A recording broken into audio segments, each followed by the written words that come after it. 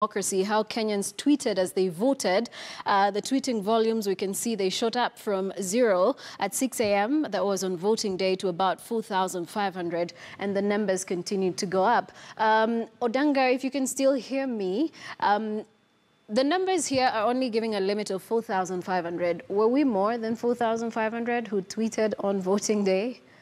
So the thing about those numbers is that they are cumulative. So if you added up all those numbers on the day of the election, including other terms coming from about other candidates, in total we had around 200,000 people tweeting about the election on that day.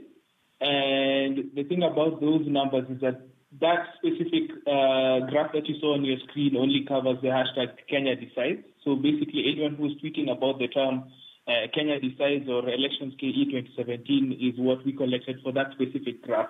But in total, we ended up collecting around 200,000 tweets from around 200,000 Kenyans. Yes. 200,000 Kenyans. Yes. Were you able to compute just about how many of those were coming from outside of Kenya? No. We did not compute how many were coming from outside Kenya.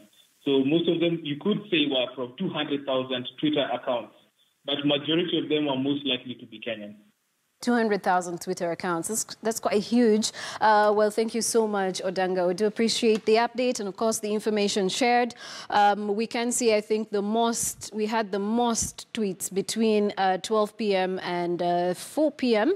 That was about the IEBC announcing only a 40% turnout by that time. That was between midday and 3 p.m.